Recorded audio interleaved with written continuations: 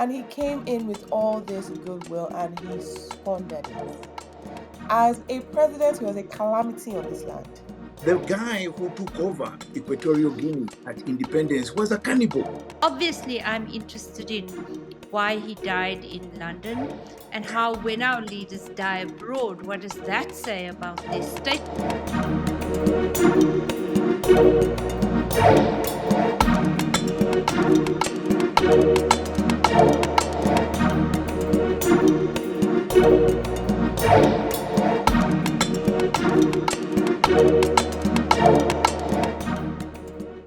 Welcome to the Bad Natives podcast. With me in Nairobi, I'm Charles Onyango Obo.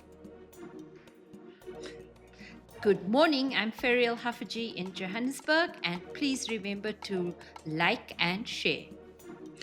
And how are you from Kampala? This is Robert Kabshenga, the Bad Native, and I want to send shouts out to the Ugandan Nairobian, who is our fan of the week.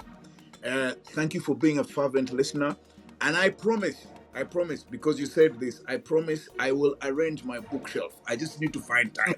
I know that you wanted to see so I'll make sure that I put the best books out that I want you to read. So I'll do it. I just need a bit of time. Yep. So greetings, and guys, remember to follow, subscribe, and bang that bell. Hi guys, I'm Adesa Sage, out of Abuja begrudgingly out of Abuja.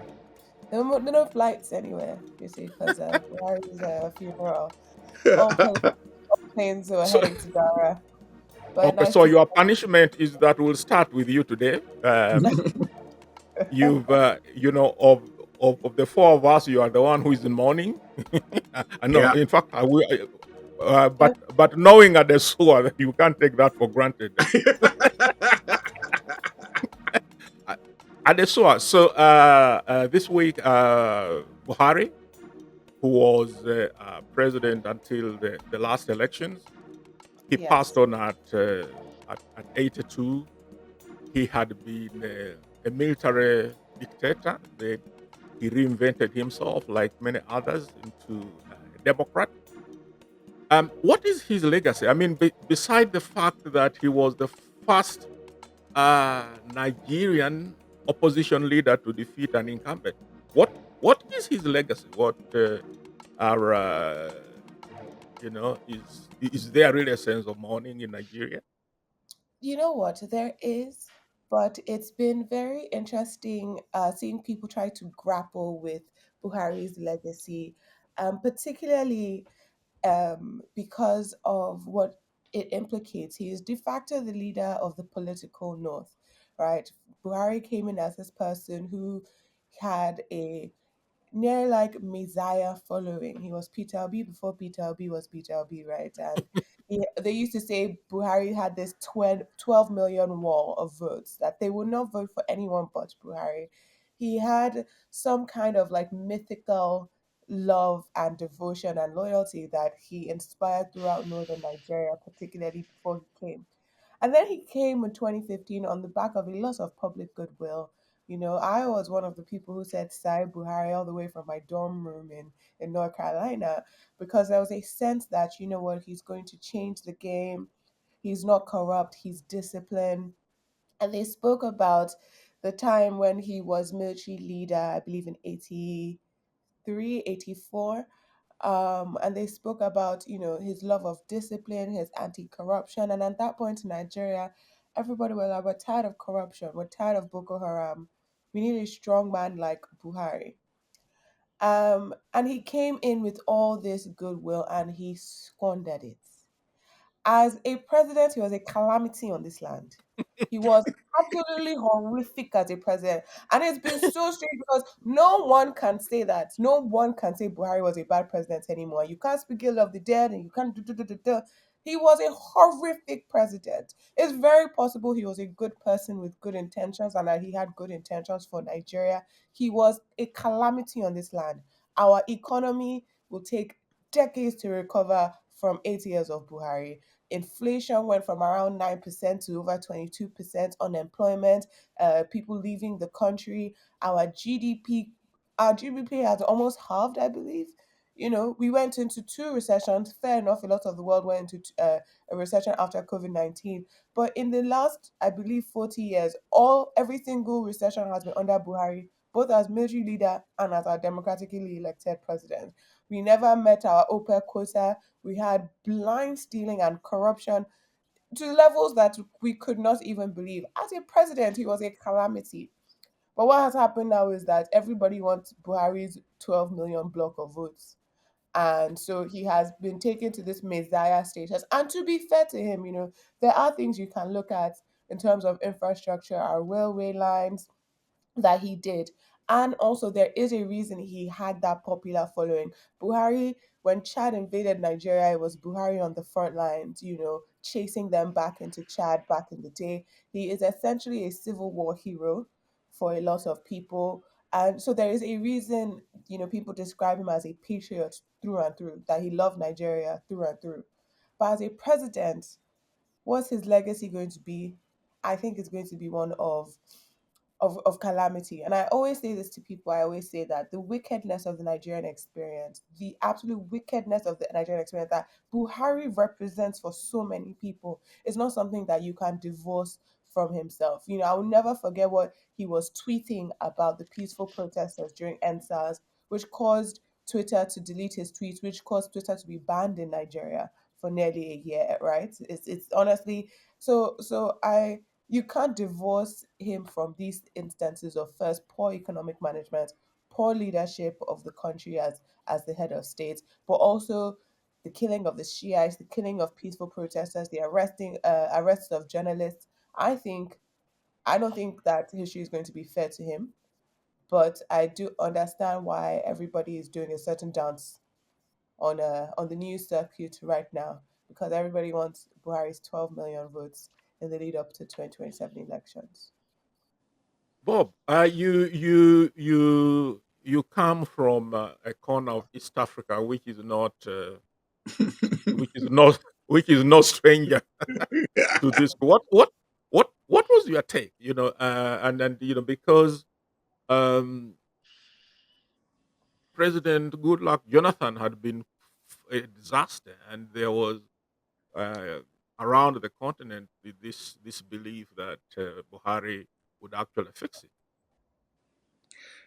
Actually, uh, so Charles, before I go into that, two videos that are very common on social media came to mind as soon as the news came through that Buhari had passed on. The one is a video from the 1975 OAU Summit, or Organization of African Unity Summit in Kampala, and President Yakubu Gowon was attending, and then an aide comes and whispers to him, and Idi Amin is addressing, and comes and whispers to him, and that is the moment when Yakubu Gowon was told he had been overthrown. So he's sitting there, he's being told he's no longer president, and so there's a whole video. And then the second video is the video of Professor Osimbajo talking or speaking at the book launch of Babangida. And it was hilarious how he described the group of soldiers that had participated in overthrowing each other and now all coming together. And then the last one was a fantastic dig at the current President Tinubu. So, in a sense, Charles, you've talked about Goodluck Jonathan being a disaster. I actually think that you have to look long and hard to find a really successful Nigerian presidency. And you end up again with the two Obasanjo terms and maybe a bit of Babangida. The rest really were an absolute disaster, the worst of them being Buhari 1 and Buhari 2. So Buhari may have been a wonderful and excellent soldier, an ascetic personality, and all of those positive things, but he never was a good president. In fact, the reason given for his overthrow in 1985 was because he was actually driving the country off the cliff. He was taking arbitrary action, supposedly in the name of anti corruption, and there was a lot of bitterness and anger against him.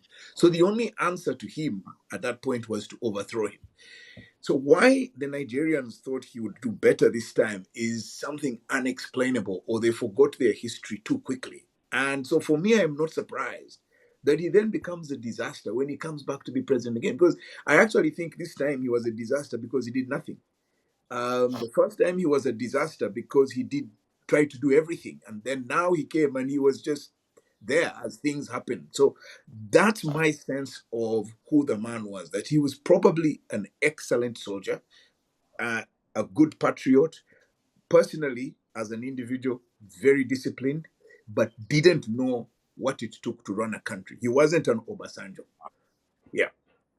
Fredo, he uh, Buhari comes in at a time when the two largest economies in Africa at that point were under very controversial figures.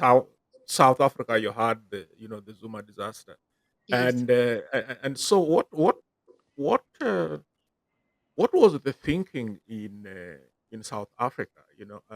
Did you uh, and it was also a period when there was quite a bit of tension between South Africa and Nigeria. There's expulsions of citizens. There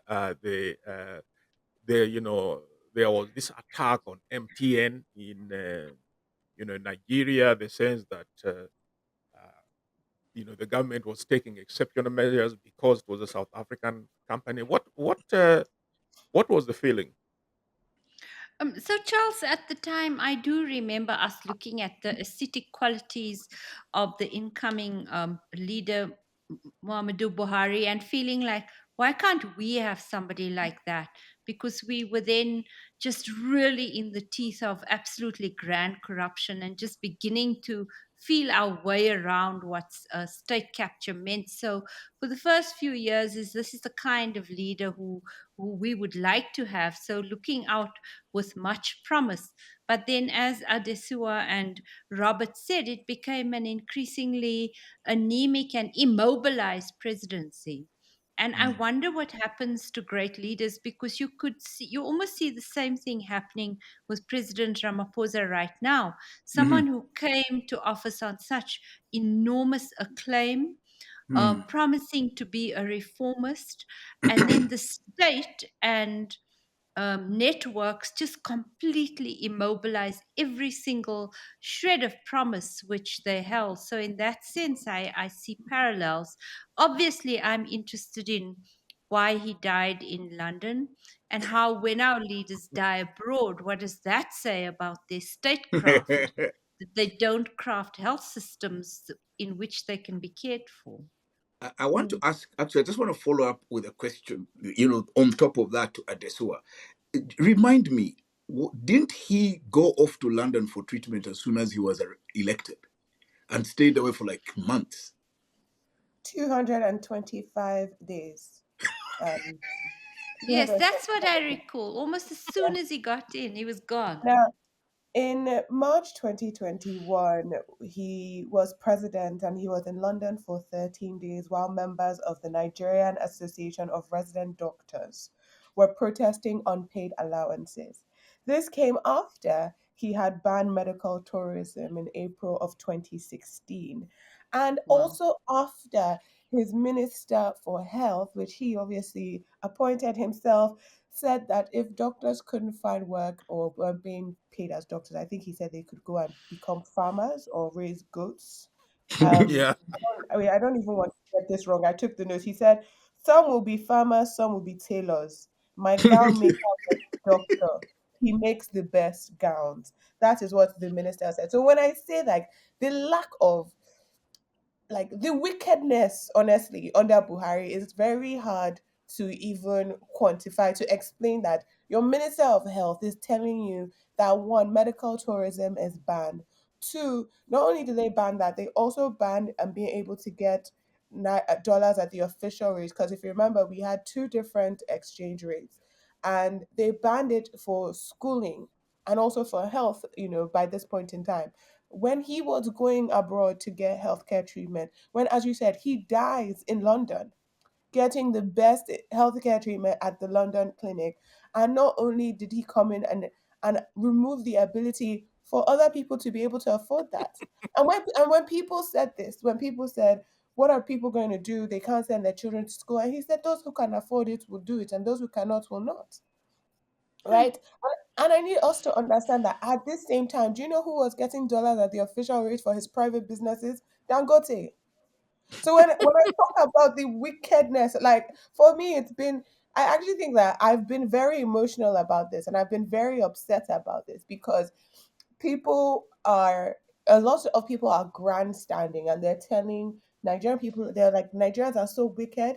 See how they are treating, because somebody announced it as a football field. I probably send you guys the video that President Buhari has, like, I have received very sad news. Former President Buhari has passed away, and people start blowing vuvuzelas and cheering in the football, yeah, in the stadium, and a lot Wow. of people taken aback by this, and they're Wow. like, this is why, God said this and this, and very religious response to this, and you can't do this, and Nigerians are so terrible, this is why your leaders don't care about you.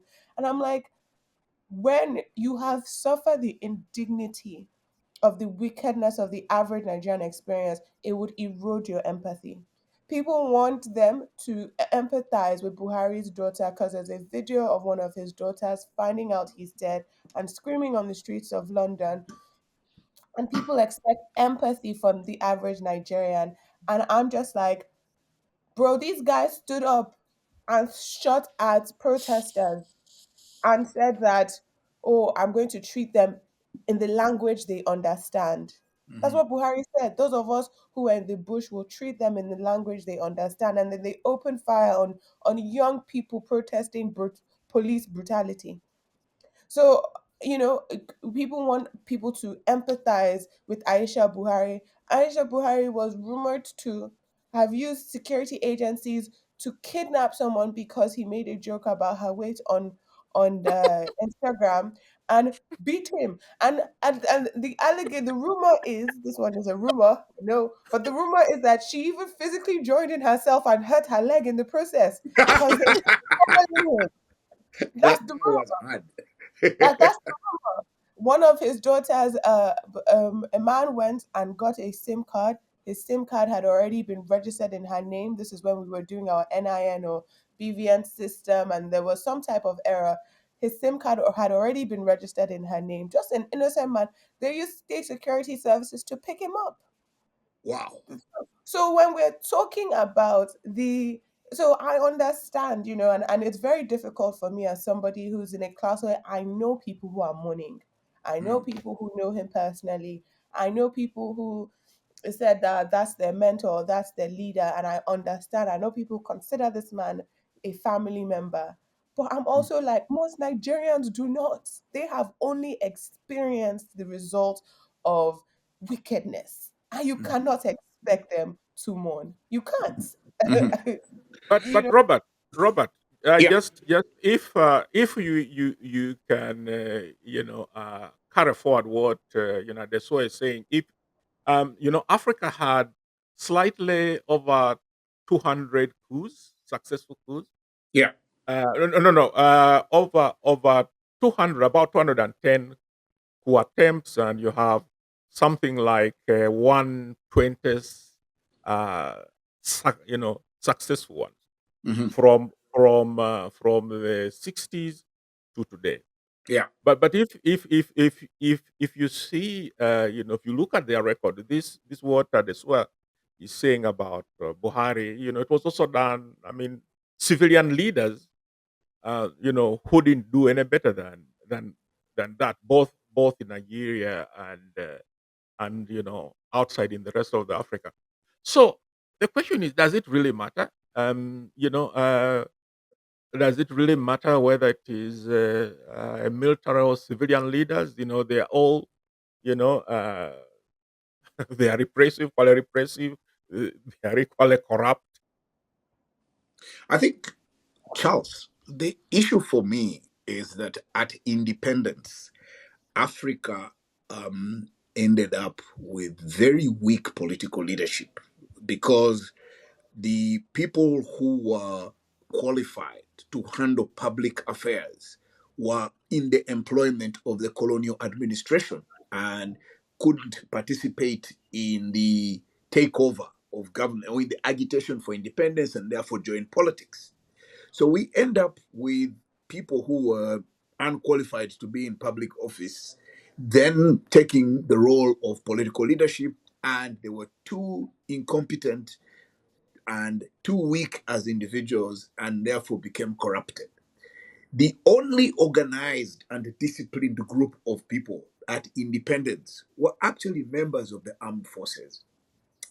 It is not surprising for me that the architects of the coups, particularly Nigeria is an excellent example, are people who went to exactly the same staff college. They were actually all in the same class, right from where Ironsi, you come right down to Babangida, and what's his name, Abacha.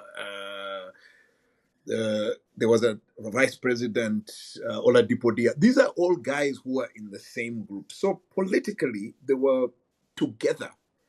So in a sense, they end up being the most organized group of individuals. And so they take power, whether you look at Mobutu overthrowing Lumumba, or you look at Ghana, the group that removed Nkrumah, all of them were part of like the most organized group of public officials, and therefore they were able to organize and coordinate themselves and take power. So in that sense, Charles, the seeds for coups in Africa were planted at independence, because independence brought forth some of the worst characters. If you look at other countries that have succeeded, again, I go back to Botswana or Namibia, the political leadership was very well prepared for the pressures of public office, and therefore were able to deliver public service and avoid some of these things, and therefore it was possible to have a professional army that can run things. So in that sense, you look at the political establishment and how the guys then descend into corrupt practices, and we have a problem. But the point I would like to make, Charles, the major distinction for me is that there were two types of of military leaderships. There were those represented by Buhari. He's one of the best representatives of that classical military coup that took power and wanted to introduce military methods of public administration, public discipline. So there you've got the most extreme form was Idi Amin, and in Uganda, and then you have the types of Buhari and Abacha, and then the first crop of Ghanaian coup leaders. Then you have those who understood that in order to cut a political bargain, they needed to have military force, which then brought them to the table to build a coalition. And the classic one of those is Museveni.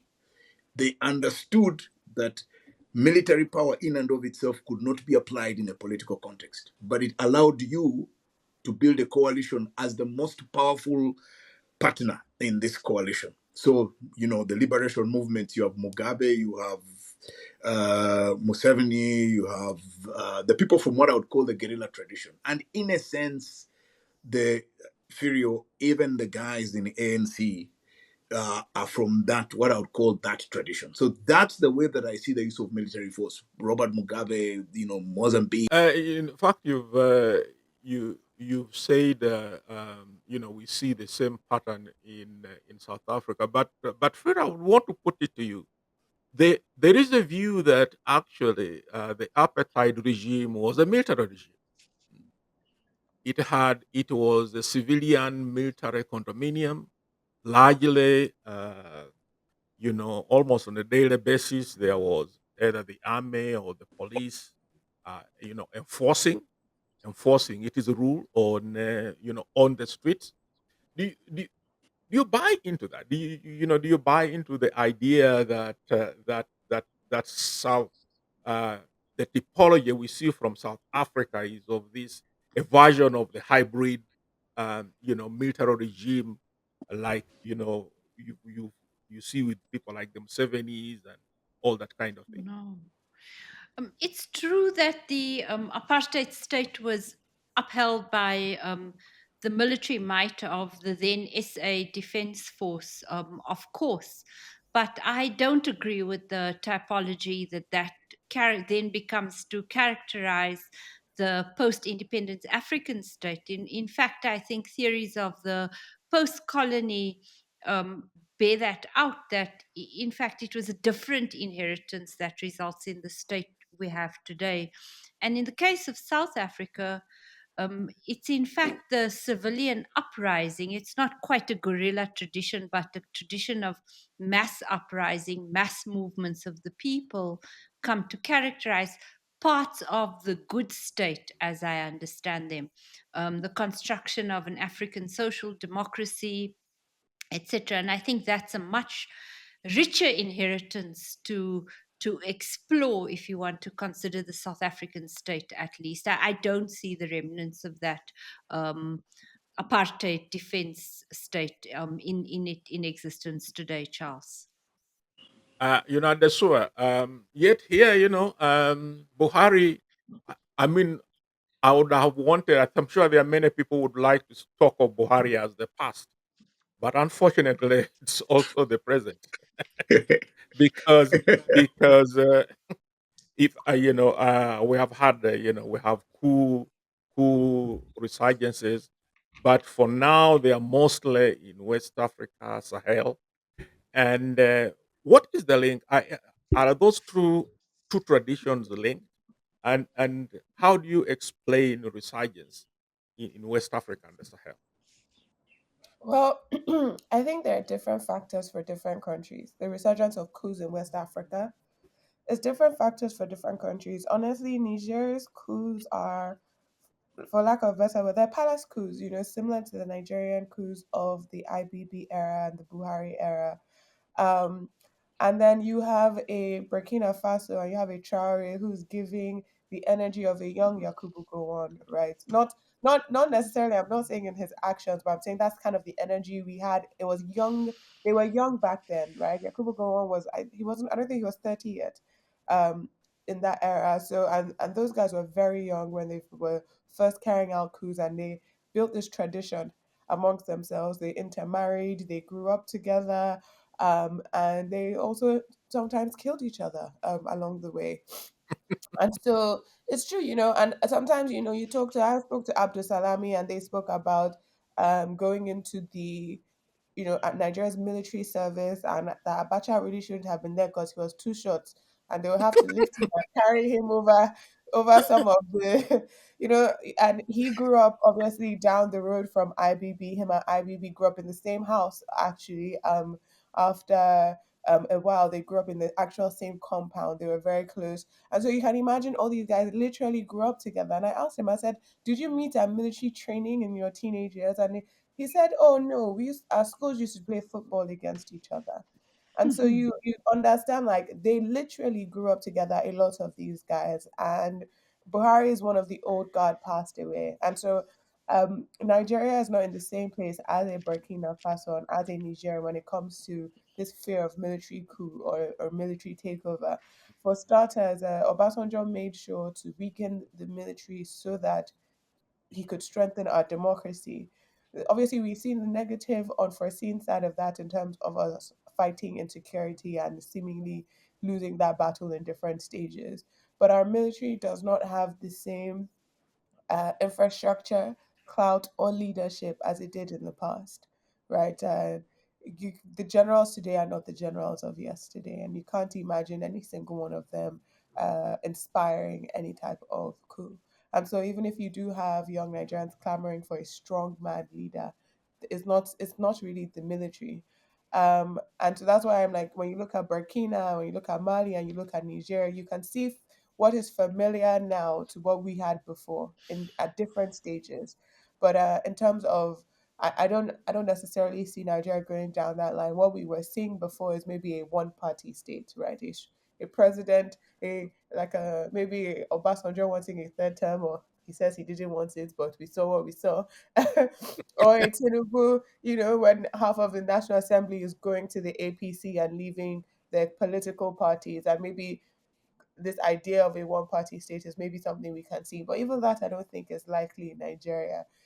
APC is an SPV, and it's not going to, after it takes Tinubu to his destination, I don't think it can really function in the same way. So I think when we look at trends, I like us to look more into like historical trends and see how these things are familiar.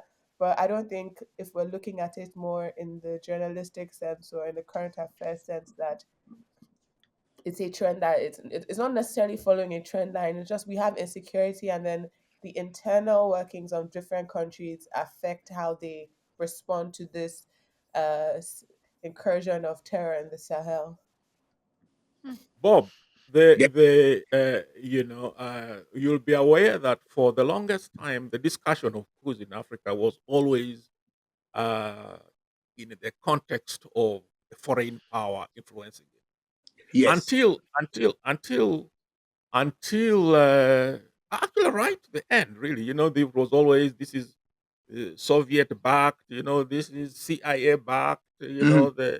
the so the what would it have been different? Would these coups have so first? Do you take that argument seriously that all these coups there was a hand of some imperialist force? And if they hadn't, would the trajectory still have been the same? Would the coups have taken place? Would the outcomes have been any different? Yes. So, first of all, you need to separate the countries. In Francophone Africa, clearly the coups were driven by French intelligence and French economic interests. That was always the driver.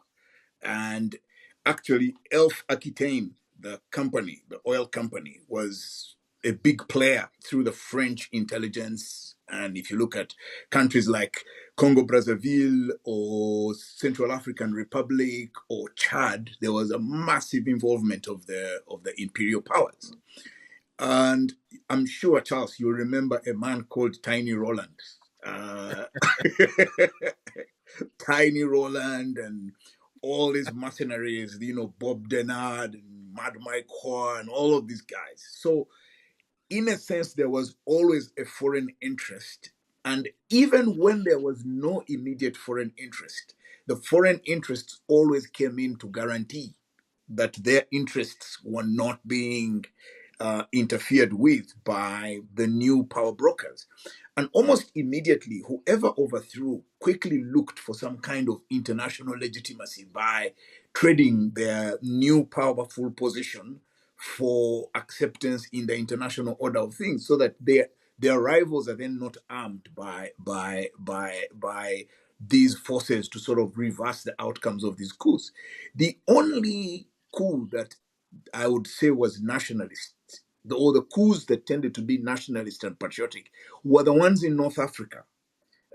And there was, whether it was Nasser removing the king or Gaddafi removing King Idris, Mhm. those tended, or Algeria, those were very, very nationalistic. But the others were not. The surprising one that seemed to have caught everyone off guard was the one of Jerry Rawlings and the one of Sankara. And in the case of Jerry Rawlings, it was a survival case. He needed to save his neck. So him and his junior officers carried out a coup to save themselves. You could say the same about the coup that removed Mugabe, because Chiwenga was being targeted by Grace and those guys. So either it was personal survival, someone's life was under threat, or it was these imperial forces.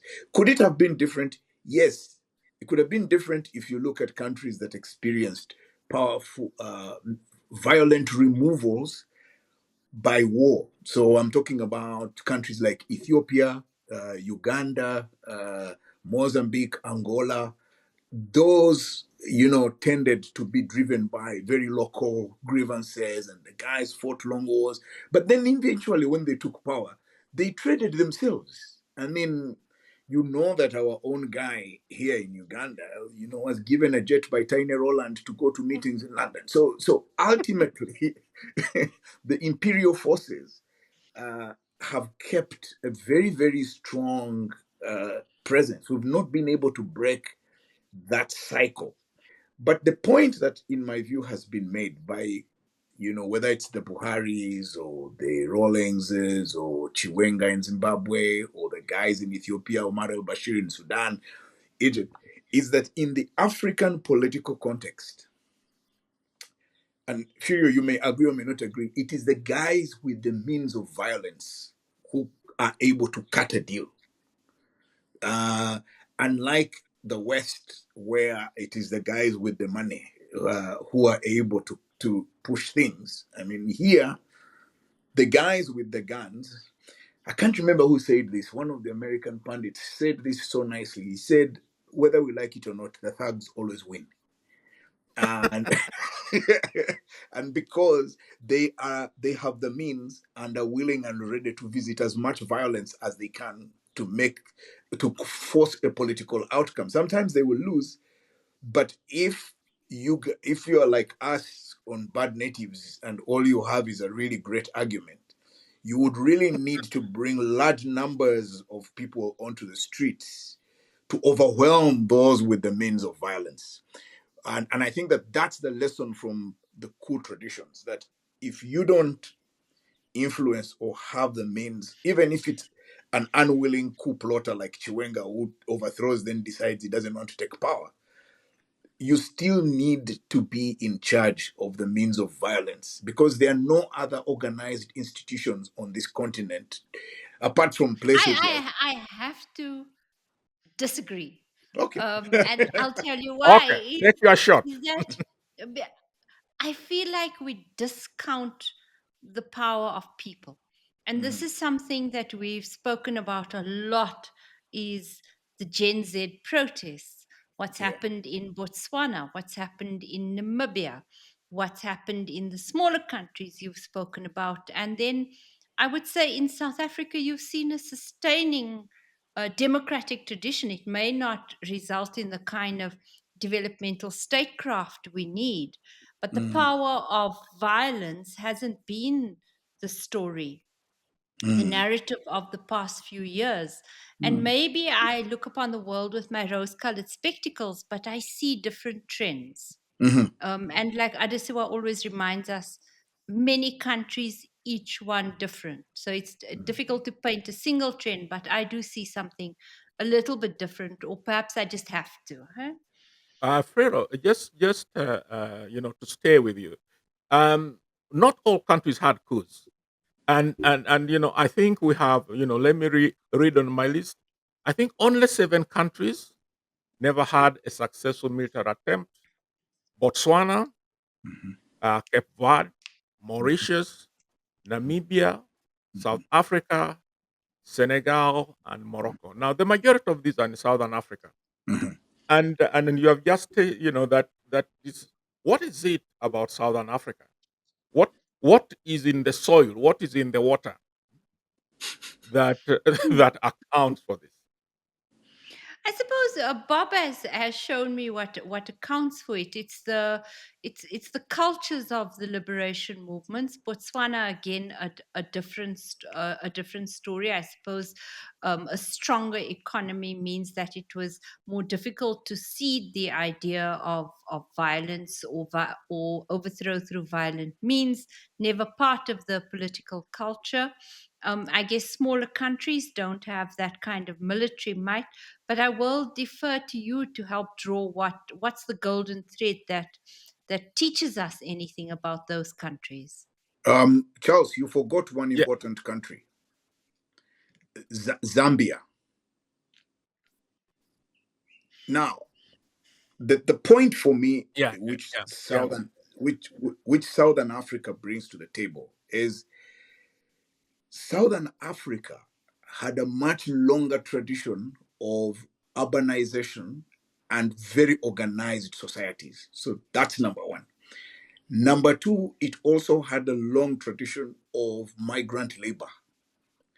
And so the political contestation was in established institutions like trade unions or political parties, and leadership was exercised by very qualified and competent people. And there was also sufficient time, whether you like it or not, there was sufficient time, if I may put it that way, for the Africans to participate in public affairs and develop the maturity that was required. Charles, whether we like it or not, a lot of the countries, I mean, take a country like Central African Republic. The guy Bokassa, when he overthrew, or the guy who became president, these were primary school teachers, the lower end of primary school teachers. Then suddenly, because he's the most literate person in the society, he takes over the reins of power. What do you expect? Or Equatorial Guinea, the guy who took over Equatorial Guinea at independence was a cannibal. Charles, you can't. Yeah, the first Nguema was a cannibal. So, so, when the quality, let's Eh, face it. where are the receipts for that? I mean, you look at the brutality that some of the initial independence leaders visited on their people, and then the practice of witchcraft. I mean, these guys are resident witch doctors divining their political futures. This is what we are talking about. This was the quality. Now, when you look at Southern Africa, they had sufficient preparation in terms of their leadership. If you look at Sir Seretse Khama of Botswana, the founding president of Botswana, he'd been through, the practice of leadership. He'd been through education. Even if you were to take Mandela, who comes in 1990, Mugabe, the one before 1991, had been through some of the best education. So we're talking about people who had practiced enough and had enough mentorship to take on state responsibilities. And I think that's why, in my opinion, even Zambia. The reason I brought up Zambia is because Zambia is one of the most organized countries on the African continent up to today. And so when you have, and then you could say the same about Kenya. They had a coup attempt, but you could say the same about those countries where there was organized business, there was organized labor, there was a bit of industry, there was a bit of commercial farming. Those countries had established institutions. Then you have these bush countries, as I've told you, where guys emerge. The man arrives for the swearing in ceremony. He's got this witch doctor with leopard skins and a monkey thing on the head, and he's singing his praises. What are we talking about? What do you expect, Charles? I mean, I've told you, the Bokassa killed 100 kids in Central African Republic and ate them. So, No, he didn't. yes. No, he didn't eat them. Oh But but no. Yeah, but Adesua he Okay, he was beat didn't eat them up. coming all of here. them. Yes, that's why. No, Charles, you can ask that before I say anything.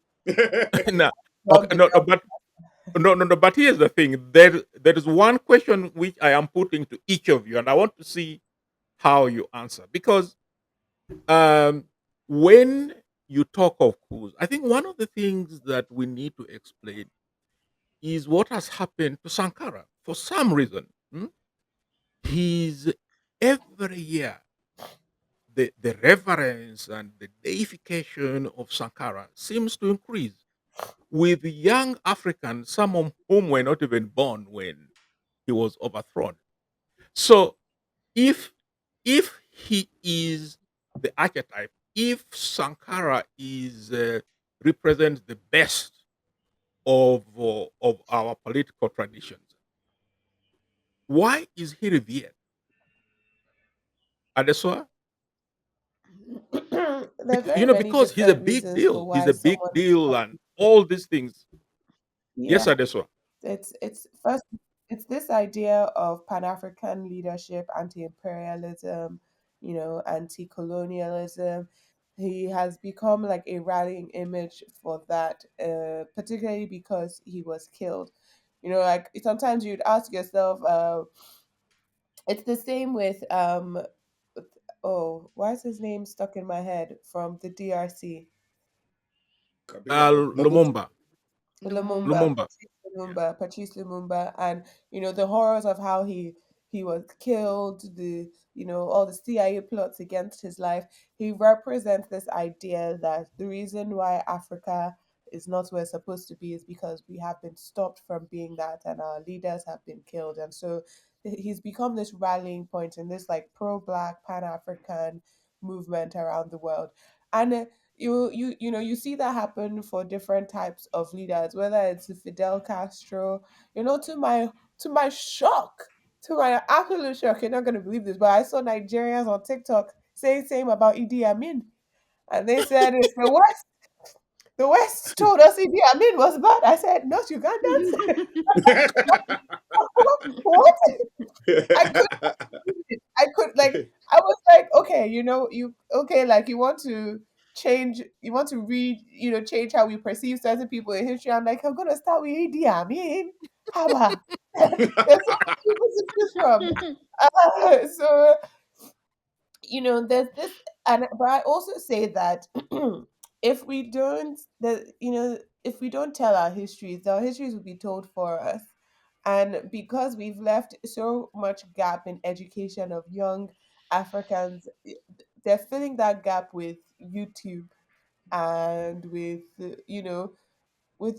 all these things that are not necessarily focused on facts but are focused on sentiment. And it's what's the sentiment that this person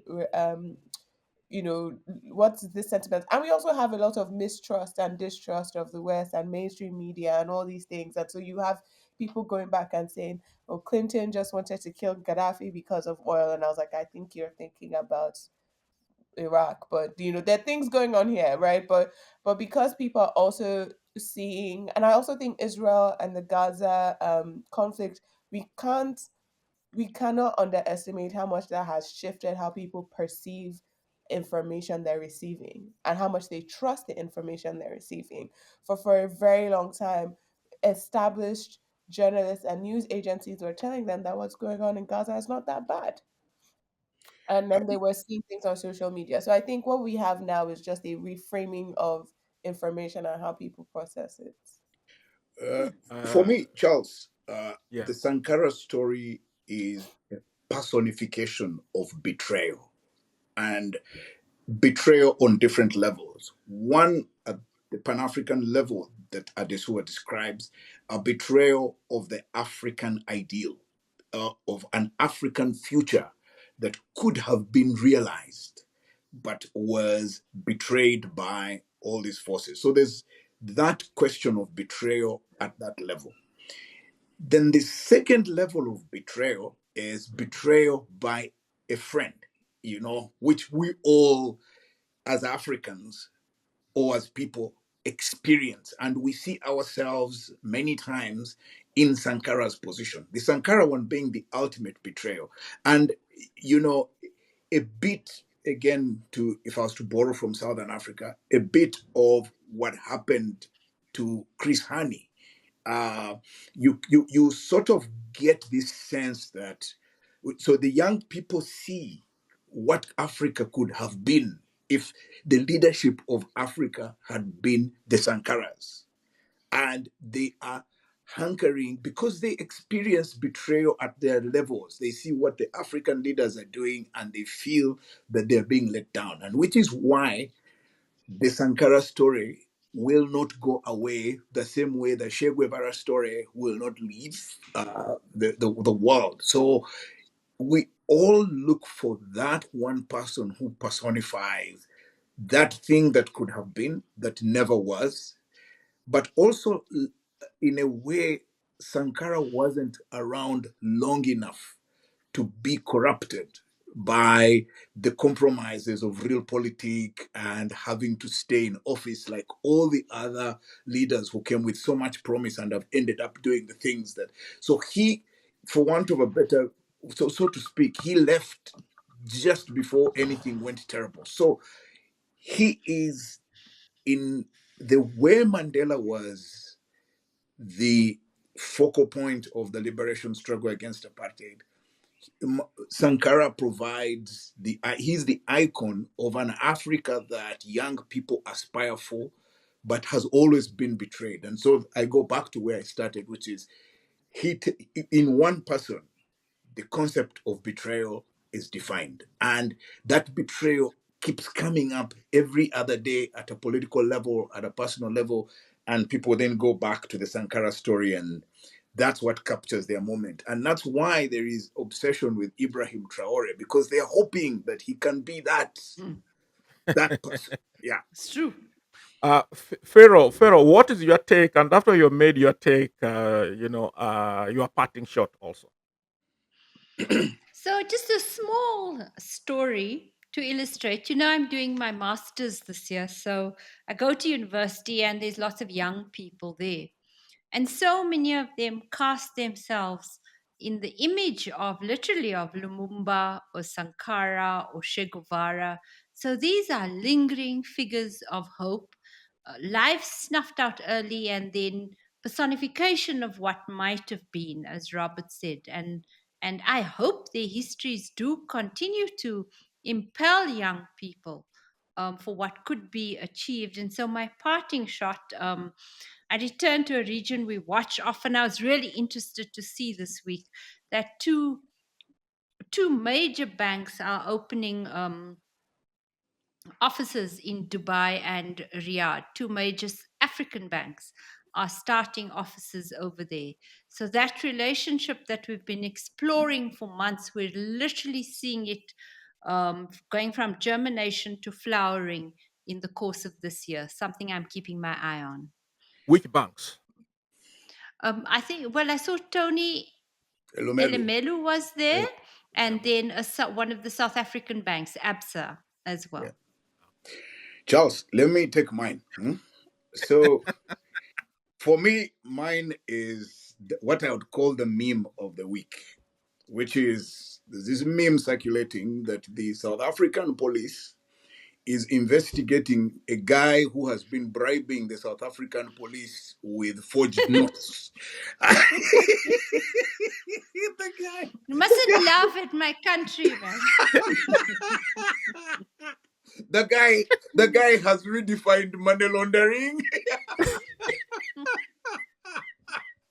I couldn't stop laughing. I mean, for me, that was it. That was just Africans will be creative. So And the police don't even have any sense of irony. They are looking for the guy who is bribing them with fake notes, but they are not looking at the corrupt cops. and that's why I part, man. That's why. Bob's is from South Africa. Mine is, I think, going to be from Uganda because this week, our beautiful Cameroonian Paul Biya said he is in fact going for re-election at the ripe young age of 92. And because of that, a video has been trending of Uganda's Deputy Prime Minister Moses Ali. Oh, Please spare us. okay.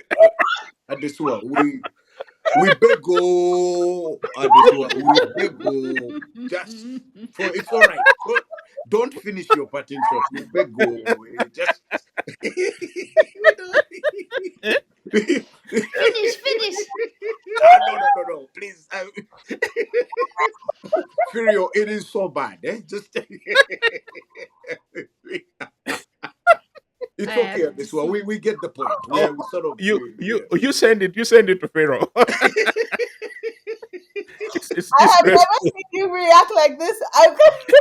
we beg go. Just stable. We are we are good people. You see us here. So my parting shot has to be this report that was done by Oxfam, and it basically Mhm. looked at wealth inequality. It says that the top 5% of Africans possess Mhm. nearly $4 trillion in wealth, which is What? over twice the total wealth of the rest of the continent combined. I And mean, and you see the interesting about this is that in the year 2000 there was no African billionaire. yeah. Now they are more than you can throw a hat at. Wonderful And people. and Good and to and, have you. and Charles, I am not even in that statistic. I am in the lower one. Yes, you're in the law one. It's very painful. And remember, if you love the show, we know you do, subscribe to our YouTube channel and follow us on our social media pages. Yeah, it's been wonderful having you, and see you next week. Bye.